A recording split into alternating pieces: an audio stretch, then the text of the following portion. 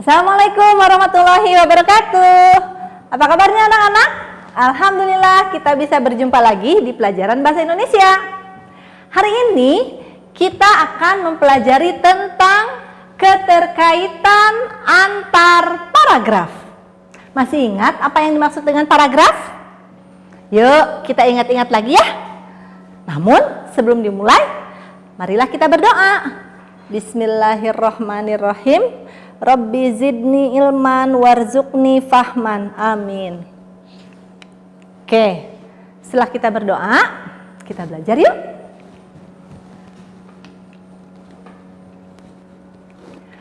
Oke, anak-anak, tujuan pembelajaran kita di kesempatan kali ini adalah kita akan mampu membaca sebuah wacana dengan baik. Kita akan mendapatkan gagasan pokok dan gagasan pendukung dari setiap paragraf, dan diharapkan kita semuanya mampu untuk mengamati keterhubungan yang ada di antara paragraf. Oke, sebelum dilanjutkan, kita review dulu yuk. Untuk materi pelajaran Bahasa Indonesia di minggu lalu, kita sudah membahas perbedaan yang ada di antara kata, kalimat, kemudian paragraf, dan wacana. Masih ingat kalian perbedaannya? Oke, yang pertama, kalian masih ingat kan? Yang disebut dengan kata itu adalah kumpulan daripada huruf-huruf. Huruf A sampai Z yang sudah kita bahas, tentu kalian sudah paham kan? Oke, yang kedua, ada yang dimaksud dengan kalimat. Masih ingat kan kalimat itu apa? Kalimat itu adalah kumpulan daripada kata-kata yang bermakna. Dan yang berikutnya adalah di sini kita melihat ada yang dimaksud dengan paragraf. Nah, paragraf ini terdiri dari berbagai kalimat, ya. Jadi tidak ada paragraf jika tidak ada kalimat, ya.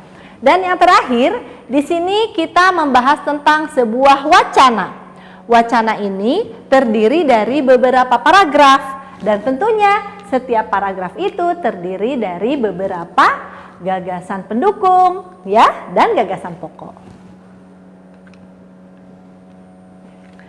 Nah, di kesempatan kita kali ini, kita akan mempelajari tentang keterkaitan antar gagasan paragraf. Apa itu ya? Kita lihat. Yang pertama, tadi kita sudah bahas bahwa di dalam setiap paragraf ada beberapa kalimat. Dan kalimat yang satu dengan kalimat yang lain pasti berkaitan, ya, memiliki keterhubungan yang erat. Nah, di sini dalam sebuah wacana terdapat beberapa paragraf. Jadi yang harus kita pahami adalah bahwa yang pertama, untuk wacana itu pasti terdiri dari beberapa paragraf. Dan setiap paragraf itu memiliki kalimat-kalimat yang memiliki keterhubungan atau memiliki keterikatan antara satu paragraf dengan paragraf yang lain. Nah, di sini agar antar satu paragraf dengan paragraf yang lain memiliki keterikatan atau memiliki hubungan, ada yang namanya kata penghubung. Kalian sudah tahu apa yang dimaksud dengan kata penghubung?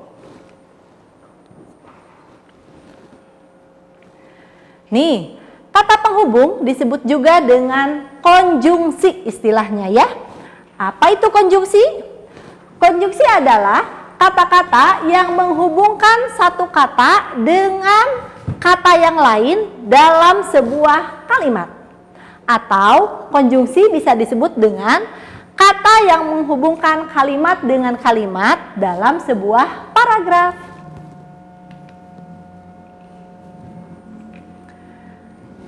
Untuk konjungsi ini, ingat ya, terbagi dua. Ada apa aja? Satu, ada yang merupakan penghubung koordinatif. Jadi, untuk yang pertama, konjungsi ini ya disebut sebagai kata penghubung koordinatif, yaitu kata penghubung yang menghubungkan dua unsur kalimat atau lebih, tetapi kedudukannya sama atau sederajat. Apa saja contoh katanya? Kita lihat. Ada kata dan, serta, atau, tetapi, melainkan, padahal, dan sedangkan. Nah, kata-kata ini adalah contoh kata-kata penghubung atau konjungsi yang bersifat koordinatif. Disebutnya kata penghubung koordinatif. Paham kan? Kita lanjut.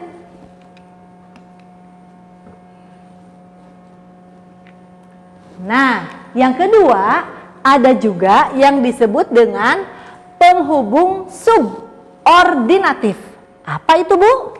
Nah, penghubung subordinatif adalah kata penghubung yang menghubungkan dua unsur kalimat yang kedudukannya tidak setara atau tidak sama.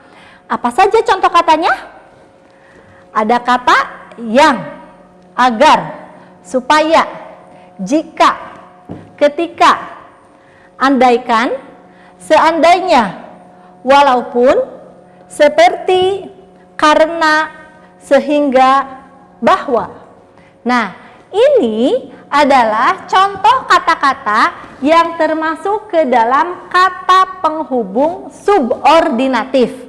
Ingat-ingat ya, kata-kata penghubung subordinatif ini digunakan untuk kalimat yang tidak sederajat, ya. Jadi di sini dua unsur kalimat itu kedudukannya tidak sama. Oke.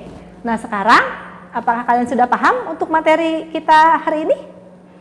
Oke, jika kalian belum paham, kalian bisa baca lagi ya tentang materi ini.